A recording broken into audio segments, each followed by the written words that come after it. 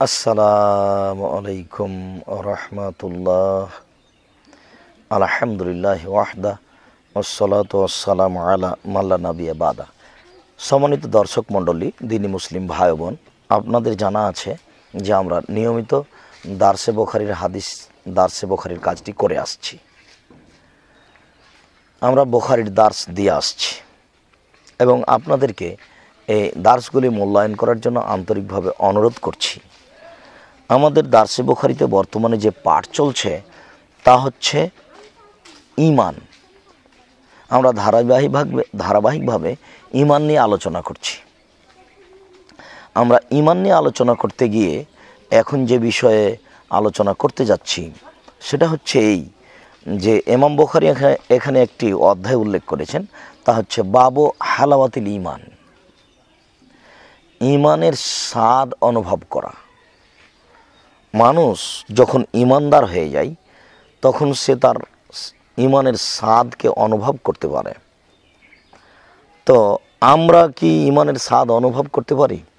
কিভাবে ঈমানের স্বাদ অনুভব করা যায়, এই বিষয়ে রাসূল সাল্লাল্লাহু আলাইহি সাল্লাম কি বলেন আমরা একটু দেখি।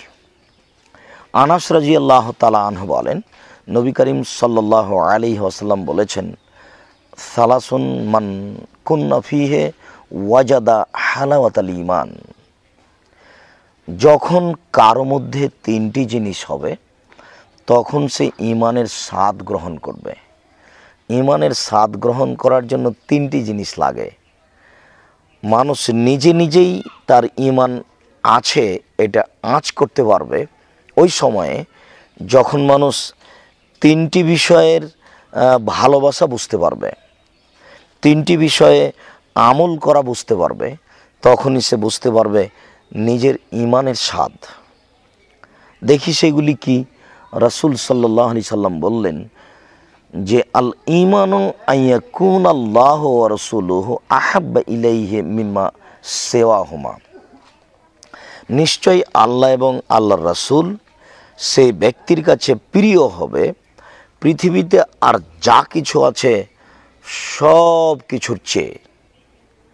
পিতা মাতা, ছেলে মেয়ে, অর্থ সম্পদ, বাড়ি ঘর, জমি জায়গা, সারা পৃথিবীতে যা কিছু আছে সব কিছুর চেয়ে যখন আল্লাহ এবং আল্লাহর রাসূল মানুষের কাছে প্রিয় হবে তখন সেই মানুষটি বুঝতে পারবে যে আমার ভিতরে ঈমান রয়েছে। এর বাস্তবতা কি হতে পারে?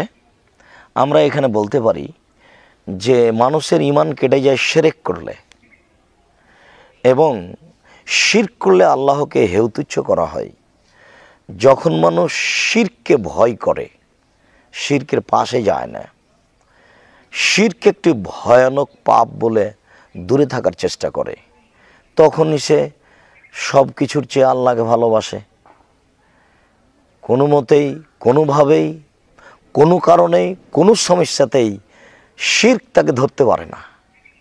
যখন মানুষকে শিরক কোনোভাবেই ধরতে পারে না, কোনো বিপদের মুখোমুখি হয়ে সে শিরক করে না, তখন সে মনে করবে এটাই হচ্ছে ঈমান। আমার ভিতরে ঈমান আছে বলেই আমি সমস্যার মুখোমুখি হওয়া সত্ত্বেও শিরক করি না। আল্লাহ রাসূলের ভালোবাসা কখন হবে? মানুষের বলাতে, মানুষের করাতে যে কোনো আমলকে প্রাধান্য দেওয়া হয় না। কেউ একটা বলল যে 20 বার বিসমিল্লাহ বলে এত নেকি হয়, তাৎক্ষণিক সে গ্রহণ করলো না, সে উপেক্ষা করলো না, এটা আগে রাসূল সাল্লাল্লাহু আলাইহি সাল্লাম থেকে প্রমাণ হবে, তারপরে আমি এটার প্রতি আমল করব। তখন সে সব কিছুর চেয়ে আল্লাহ রাসূলকে ভালোবেসেছে। একজন একটা কথা বলল যে সূরা ইয়াসিন একবার পড়লে এত নেকি হয়, তাৎক্ষণিক সে মেনে নেবে না, কথাটি তদন্ত করবে কথাটি আসলে আল্লাহ রাসূলের কিনা। যখন তদন্ত সাপেক্ষে কথাটি মানবে তখন সে বুঝতে পারবে বা সে নিজেকে বলতে পারবে যে আমার এখন ঈমানের পূর্ণতা রয়েছে, আমি এখন ঈমানের স্বাদ বুঝি, আমার ভিতরে রয়েছে রাসূল সাল্লাল্লাহু আলাইহি সাল্লামের ভালোবাসা। দেখুন একটু আপনাদের সামনে একটা ঘটনা আমরা পেশ করি। আয়েশা রাদিয়াল্লাহু তাআলা আনহার নিজস্ব বিবরণ। তিনি বলেন, একজন ইহুদি ভিক্ষিকা আমার দরজায় এসে ভিক্ষা চাইল। একজন ইহুদি মহিলা আমার দরজায় এসে ভিক্ষা চাইল। ভিক্ষা চাওয়াতে সে বলল যে আপনারা আমাকে খেতে দেন, আল্লাহ আপনাদেরকে কবরের শাস্তি থেকে রক্ষা করবেন। তখন আয়েশা রাদিয়াল্লাহু তাআলা আনহা বলেন যে আমি তাকে আটকিয়ে রাখলাম। কবরের শাস্তির কথা বলল কেন? আমি তো কোনো দিন এই কথা শুনিনি। আল্লাহ রাসূল আসবেন, আমি এই কথাটি পেশ করব, কথাটির সত্যায়ন দেখব, কথাটি সত্য কিনা। আল্লাহ রাসূল সত্য সত্য এই কথা বলেছেন কিনা যে কবরে শাস্তি হয়। যদি বলে থাকেন তাহলে এই মহিলাকে ছেড়ে দিব, আর যদি না বলে থাকেন তাহলে আমি তাকে আটকিয়ে দিব। এটা ঈমান। একজন আল্লাহ রাসূলের নাম দিয়ে একটা কথা বললে আপনি মেনে নেবেন? সেটা মিথ্যা হতে পারে। এই কারণে রাসূল সাল্লাল্লাহু আলাইহি ওয়াসাল্লাম বলেছেন যে তোমরা আমার কথাকে তদন্ত করে দেখো। বাল্লিগু আন্নী ওয়ালা আয়া, আমার একটি কথা জানা থাকলে অন্যকে বলে দাও। ওয়া হাদিসু আন বানি ইসরাঈল ওয়ালা হারাজা, তোমরা বানি ইসরায়েলের কাহিনী বলে কোনো দোষ নেই। তবে মান কাযাবা আলাইয়া মুতাআম্মিদান ফালিয়াতাবাওয়া মাকআদাহু মিনান নার, কেউ যদি কোনো কথা আমার দিকে ধাবিত করে, সেই কথা যদি আমার না হয় তাহলে তার থাকার জায়গা জাহান্নাম। অত্র বুখারী মুসলিমের হাদিসের এই অংশে স্পষ্টভাবে প্রমাণিত হয় যে মানুষ কোনো ইবাদত স্বইচ্ছায় করতে পাবে না। আগে প্রমাণ হতে হবে যে এই ইবাদতটি আল্লাহর রাসূলের কিনা। সে যদি তদন্ত না করে, না জেনে, না বুঝে আমল করে, আর সেটি যদি ঠিকও হয়ে যায় তাহলে তার ফলাফল হবে জাহান্নাম। কেন? রাসূল সাল্লাল্লাহু আলাইহি সাল্লাম বলেছেন কাফা বিল মারই কাযিবান আন ইউহাদ্দিসা বিকুল্লি মা সামিয়া, একজন ব্যক্তির মিথ্যুক হওয়ার জন্য এতটুকুই যথেষ্ট।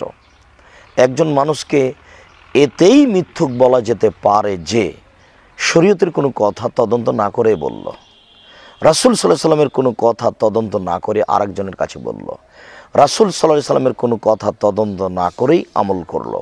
যদি আল্লাহ রাসূলের কথা তদন্ত না করে আমল করে, তদন্ত না করে যদি কাউকে বলে দেয়, তাহলে সে আল্লাহ রাসূলকে ভালোবাসে না, সে ঈমানের স্বাদ গ্রহণ করেনি। বোঝা যাবে ওই সময়ে সে ঈমানের স্বাদ গ্রহণ করেছে যখন আল্লাহর রাসূলের নামে কোনো কথাকে তদন্ত না করে বলতে চায় না। যতক্ষণ পর্যন্ত তদন্ত না হয়েছে ততক্ষণ পর্যন্ত বলবে না। তাহলে বোঝা যাবে যে তার ভিতরে রয়েছে ঈমান, তার ভিতরে রয়েছে আল্লাহ রাসূলের ভালোবাসা, তার ভিতরে রয়েছে আল্লাহর ভালোবাসা।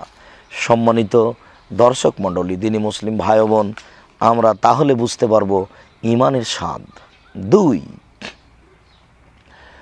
ওয়া আন ইউহিব্বাল মার'উ ওয়া আন ইউহিব্বাল মার'a লা ইউহিব্বুহু ইল্লা লিল্লাহ, আর মানুষ মানুষকে ভালোবাসবে না একমাত্র আল্লাহর সন্তুষ্টির জন্য। একজনের সাথে সে চলাচল করে, একজনের কাছে সে ধার কর্জ নেয়, একজনের কাছে তার সাংসারিক সুবিধা অসুবিধার কথা বলে, কেন? সে আসলে তাকে ভালোবাসে আল্লাহর সন্তুষ্টির জন্য। মানুষ মানুষকে ভালোবাসবে, মানুষ মানুষের সুবিধেই তার নিজের সুবিধা অসুবিধার কথাগুলি বলবে, তার প্রয়োজনীয় কথাগুলি বলবে, তার সুখ দুঃখের কথাগুলি বলবে। তাহলেই মানুষ মানুষকে ভালোবাসবে, তাহলেই মানুষ মানুষের সাথে চলতে পারবে। সম্মানিত দিনী ভাই বোন, রাসূল সাল্লাল্লাহু আলাইহি সাল্লাম অত্র হাদিসের এই অংশে বললেন যে মানুষ ওই সময়ে ঈমানের স্বাদ গ্রহণ করবে যেই সময়ে সে কোনো ব্যক্তিকে ভালোবাসে আল্লাহর সন্তুষ্টির জন্য, নিজ স্বার্থে নয়। এখন যেমন দেখছেন অনেকে নেতাকে ভালোবাসে, নেতার জুতা সোজা করে, নেতার পিছে পিছে ঘরে, নেতার ব্যাগ বহন করে কিছু সুবিধা হাসিলের জন্য, চাকরির সুবিধার জন্য, ছেলেমেয়ের চাকরির সুবিধার জন্য, দুনিয়াবি কোনো সুবিধা আছে সেই জন্য এভাবে ও ঘুরে চলে ফিরে। আসলে এর নাম ঈমান নয়। যখন মানুষ মানুষকে ভালোবাসবে তার স্বার্থে, নিজের স্বার্থে নয়, যে উনি একজন মুসলিম, 5 ওয়াক্ত সালাত আদায় করেন, আমি তাকে বলবো ভাই আপনি আমার জন্য একটু দোয়া করিয়েন, সে আমাকে বলবে আপনি আমার জন্য একটু দোয়া করিয়েন। পরস্পরে মত বিনিময় কুশলাদি জানা হবে, বোঝা হবে, পরস্পরকে ভালোবাসবে। এর নাম হলে ভালোবাসা। যখন মানুষ স্বার্থ ছাড়াই কোনো মানুষকে ভালোবাসতে পারবে, তখন সে মনে করতে পারে যে আমি এখন অনুভব করি ঈমানের স্বাদ। আর যখন মানুষ তার নিজ স্বার্থে মানুষকে ভালোবাসবে, তখন বুঝতে হবে এটা তার স্বার্থ, তার ভিতরে ঈমান নেই। যদি ওই যে জিনিসটা পাওয়ার জন্য ভালোবাসা গড়াচ্ছে সেটা যদি না পাই, তাহলে তার সাথে আর কথা বলবে না, তার সাথে আর চলবে না, তার সাথে আর দেখা করবে না। যখনই তার সুবিধা বন্ধ, তখনই চলাচল বন্ধ। যখন তার নিজ স্বার্থ বন্ধ, তখনই তার সাথে কথাবার্তা বন্ধ, আর কথাবার্তা হয় না। নিজ স্বার্থ নেই যে, তাহলে এটা ঈমান নয়। সেই ঈমানের স্বাদ অনুভব করতে পারেনি। স্বার্থ ছাড়াই যখন মানুষ মানুষকে ভালোবাসে, তখন সে ঈমানের স্বাদ পেয়েছে বলে মনে করতে হবে। সে নিজেও মনে করবে যে আমি এবার ঈমানের স্বাদ গ্রহণ করছি। পরের অংশে রাসূল সাল্লাল্লাহু আলাইহি ওয়াসাল্লাম বললেন যে ঈমানের স্বাদ মানুষ গ্রহণ করবে, তার তৃতীয়টি হচ্ছে এই যে আই ইয়াকরাহ আই ইয়াউদা ফিল কুফরে কামা ইয়াকরাহ আই ইউকযাফা ফিন নারে। সে অপছন্দ করে কুফরিতে ফিরে যাওয়া, যেমনভাবে সে অপছন্দ করে জাহান্নামে ফিরে যাওয়া। যে কোনো সমস্যার কারণে, যে কোনো সুবিধার কারণে তাকে ফিরে যাওয়ার পরিস্থিতি চলে এসেছে, যে সে ধর্ম ত্যাগ করে ইসলাম গ্রহণ করেছিল, আবার সে যে ধর্মে ছিল সে ধর্মে চলে যাবে। বিভিন্ন চাপের কারণে, বিভিন্ন সমস্যার কারণে এরকম পর্যায়ে যখন চলে আসে, তখন সে ওই ধর্মে ফিরে যাওয়াটাকে ওই রকমই অপছন্দ করে, যেমনভাবে আগুনে জ্বলে যাওয়াকে অপছন্দ করে। বলেন তো আপনারা, আগুনে জ্বলে যেতে চায় কে? আগুনকে তো দেখেই মানুষ ভয় পায়। কেউ কি আগুনে জ্বলে যেতে চায়? কেউ কি আগুনে পুড়ে যেতে চায়? ঠিক আগুনে জ্বলে যেতে চায় না যেমন, আগুনে পুড়ে যেতে চায় না তেমন, ঠিক অনুরূপী মানুষ যখন মনে করবে যেই ধর্ম থেকে ফিরে ইসলাম গ্রহণ করেছে সেই ধর্মে ফিরে যাওয়া অপছন্দ করবে, আগুনে পড়ে যাওয়ার অপছন্দের মতো, তখন সে বুঝতে পারবে যে আমি এখন ঈমানের স্বাদ গ্রহণ করছি। একটা বিপদ আসলো, চট করে বললো না আর ইসলাম গ্রহণ করে থাকা যাবে না, মেলা ঝামেলা, নিজ ধর্মে ফিরে যাই, তাহলে ঈমানের স্বাদ গ্রহণ করেনি। পৃথিবীর যে কোনো সমস্যা, পৃথিবীর যে কোনো বিপদ যখন মানুষকে তার ধর্ম থেকে, তার দিন থেকে, তার নীতি থেকে তাকে টলাতে পারে না, তখন সে মনে করবে আমি এখন ঈমানদার। বিপদ মানুষকে যেন পরাজয় করতে না পারে, তাহলে সে মনে করতে পারে আমি ঈমানদার। সম্মানিত দর্শক মণ্ডলী, এই 3টি কাজ যদি মানুষ করতে পারে, তাহলে সে ঈমানের স্বাদ পেয়ে গেছে, সে ঈমানের স্বাদ গ্রহণ করেছে। আল্লাহ এবং তার রাসূলকে ভালোবাসতে হবে পৃথিবীর সব কিছু চেয়ে। মানুষকে ভালোবাসতে হবে আল্লাহর উদ্দেশ্যে, আর ধর্ম ত্যাগ করাটা ওইরকমই ঘৃণিত হবে জাহান্নামে গিয়ে পড়ে যাওয়া যেমন অপছন্দ ঘৃণিত কাজ, তেমনি তখন মানুষ নিজেকে মনে করতে পারে যে আমি এখন ঈমানের স্বাদ গ্রহণ করছি, আমি এখন ঈমানদার মানুষ। সম্মানিত দর্শক মণ্ডলী, আমরা ঈমানের বিষয়টি পেশ করতে গিয়ে যে ইমাম বুখারী রাহিমাহুল্লাহ ধারাবাহিকভাবে আলোচনা পেশ করেছেন, তার আবারও আরেকটু আলোচনা পেশ করছি। তিনি বলেন, বাবুন আলামাতুল ঈমানে হুব্বুল আনসারে। আনসারকে ভালোবাসা হচ্ছে ঈমান। যখন রাসূল সাল্লাল্লাহু আলাইহি ওয়াসাল্লাম হিজরত করে মদিনায় চলে গেলেন, তখন তো আনসারদের সাথে ভালোবাসা এমন কঠিনভাবে প্রকাশ করার জন্য বললেন, তিনি বলে দিলেন যে আনসারদের যারা ভুল ত্রুটি দেখে ক্ষমা করতে পারবে তারা ঈমানদার। তোমরা আনসারদের কোনো ভুল ত্রুটি দেখলে তোমরা তা দেখেও না দেখার মতো করে চলিও, তাদেরকে মূল্যায়ন করিও, তাদেরকে ভালোবাসিও। আনসারদের ভালোবাসা হচ্ছে ঈমানি পরিচয়। আনসারদের সাথে শত্রুতা রাখা হচ্ছে বেঈমানি পরিচয়। এখানে ইমাম বুখারী রাহিমাহুল্লাহ একটি হাদিস পেশ করেছেন। আব্দুল্লাহ ইবনে জাবর রাদিয়াল্লাহু তাআলা আনহু বলেন, আমি আনাস ইবনে মালিককে বলতে শুনেছি, আনাস ইবনে মালিক বলছিলেন নবী করিম সাল্লাল্লাহু আলাইহি সাল্লাম বলেছেন, আয়াতুল ঈমানে হুব্বুল আনসারে, ঈমানের চিহ্ন হচ্ছে আনসারকে ভালোবাসা, ঈমানের লক্ষণ হচ্ছে আনসারকে ভালোবাসা। ও আয়াতুন নেফাকে বগজুল আনসারে, আর মুনাফিকের নিদর্শন হচ্ছে আনসারের সাথে শত্রুতা রাখা। আনসারদের সাথে শত্রুতা রাখে যে সে মুনাফিক, আনসারদের সাথে ভালোবাসা রাখে যে সে মুমিন। মদিনার লোকেরা ওই সময়ে ছিলেন আনসার। যখন রাসূল সাল্লাল্লাহু আলাইহি সাল্লাম সাহাবী সহ দুনিয়া থেকে মক্কা থেকে হিজরত করে মদিনায় চলে গেলেন, তখন না ছিল তাদের থাকার জায়গা, না ছিল তাদের খাওয়ার ব্যবস্থা, না ছিল তাদের হাট বাজার, না ছিল তাদের চলার স্থান, না ছিল তাদের আহাল পরিবারের থাকার জায়গা।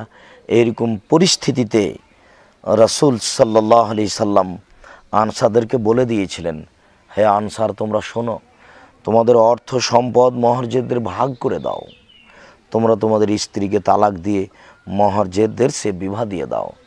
তাই সাহাবীগণ এই পর্যন্ত বলেছিলেন মহাজিরদের যে, ভাই দেখেন, আমার 3 জন স্ত্রী আছে, 2 জন স্ত্রী আছে, যাকে আপনি পছন্দ করেন আমি তাকে তালাক দিয়ে দেবো, আপনি বিবাহ করে নেবেন। দেখেন আমার এই পরিমাণ জমি আছে, আপনি যেখান থেকে অর্ধেক নেবেন নিয়ে নেন, বাকিটুকু আমি চাষ করব। এর বাস্তবতা আমরা বুখারী মুসলিমের হাদিসে দেখতে পাই। আনসারেরা তো সব কিছু বিলিয়ে দিয়েছে, তাহলে আনসারদের ভালোবাসা ঈমান হবে না কেন? আনসারদের ভালোবাসাই হচ্ছে ঈমান। যারা আনসারদেরকে ভালোবাসে তারা মুমিন, যারা আনসারদের সাথে ভালোবাসা রাখে না তারা মুনাফিক। ওই কথাই রাসূল সাল্লাল্লাহু আলাইহি ওয়াসাল্লাম বলেছেন যে আনসারদের ভালোবাসা হচ্ছে ঈমানের চিহ্ন, আর আনসারদের সাথে শত্রু রাখা হচ্ছে মুনাফিকি চিহ্ন। সম্মানিত দর্শক মণ্ডলী, ইমাম বুখারী রাহিমাহুল্লাহ ঈমানের কথাটি বলতে গিয়ে আর একটি অতীব গুরুত্বপূর্ণ হাদিস পেশ করেন। ওবাদা ইবনে সামিত রাদিয়াল্লাহু তাআলা আনহু বলেন, ওকানা শাহিদা বাদরান, ওবাদা ইবনে সামিত রাদিয়াল্লাহু তাআলা বদরের যুদ্ধে উপস্থিত ছিলেন, তার মানে খুব বড় সম্মানী সাহাবী তিনি।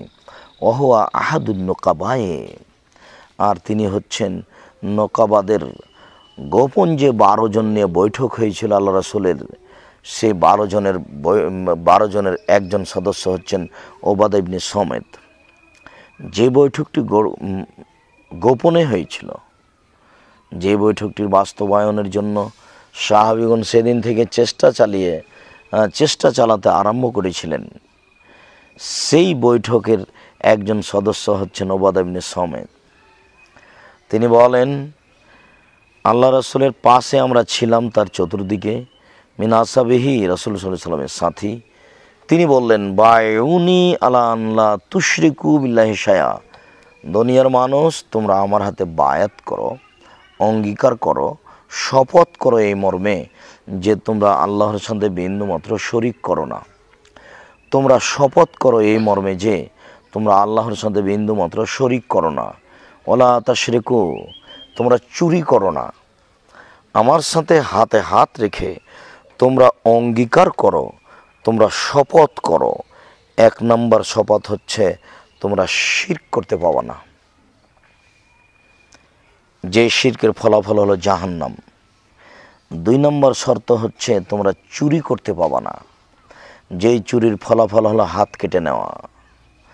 3 নম্বর শর্ত হচ্ছে ওয়ালা তাজনু, তোমরা অশ্লীল কাজে লিপ্ত হও না, যার ফলাফল অবিবাহিত অবস্থায় কোনো ছেলে কোনো মেয়ে যদি অশ্লীল কাজে লিপ্ত হয়, জেনায় লিপ্ত হয়, তাহলে তাকে 100 লাঠি পিটিয়ে এলাকা থেকে 1 বছরের জন্য তাড়িয়ে দিতে হবে। তিনি বলেন, বিবাহিত অবস্থায় যদি কোনো পুরুষ কোনো নারী অশ্লীল কাজে লিপ্ত হয়, তাহলে তাকে ইট ঢেল পাথর দিয়ে মেরে ফেলতে হবে।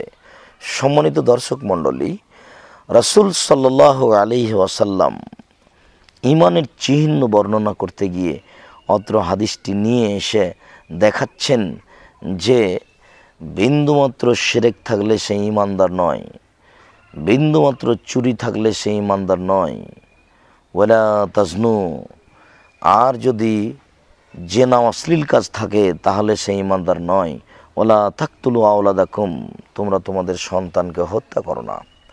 খাদ্যের ভয়ে, পরিস্থিতির চাপে মানুষ যদি তার সন্তানকে হত্যা করে তাহলে তার ঈমান থাকবে না, ঈমান নষ্ট হয়ে গেছে।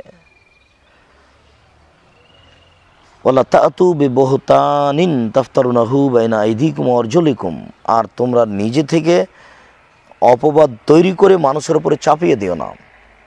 মানুষের উপরে অপবাদ চাপিয়ে দেওয়া মহাপাপ। যেই অপরাধের কোনো প্রমাণ নেই, সে অপরাধের শাস্তি হচ্ছে 80 লাঠি। একজন ঈমানদার মানুষ এই কাজ করতে পারে না। ঈমানের পরিচয় ওই সময়তেই হবে যখন কারো প্রতি কোনো অপবাদ বহতান চাপাবে না। ওলা তাসাউ ফি মারুফিন, তোমরা ভালো কাজের নাফরমানি করো না। রাসূল সাল্লাল্লাহু আলাইহি ওয়াসাল্লাম বললেন, তোমরা ভালো কাজ আগ্রহ সহকারে করো। ফামান আফা মিনকুম ফাজরুহু আলাল্লাহ, যারা এই কথাগুলিকে পূর্ণ করবে তাদের প্রতিদান রয়েছে আল্লাহর নিকট। ওমান আসাবা মিন যালিকা শায়ান, যেসব জিনিসগুলি নিষেধ করলাম এগুলি যদি কেউ কিছু করে বসে, শিরক করে বসলো, চুরি করে ফেললো, জেনা করে বসলো, সন্তানকে খাদ্যের ভয়ে হত্যা করে দিল, কারো প্রতি বুঝে না বুঝে অপবাদ লাগিয়ে দিল, যদি এমনটা করে তাহলে কি হবে? ফামান আফা মিনকুম ফাজরুহু আলাল্লাহ, কেউ যদি এভাবে কথাগুলিকে পূর্ণ মানে তাহলে তার জন্য আল্লাহর কাছে নেকি রয়েছে।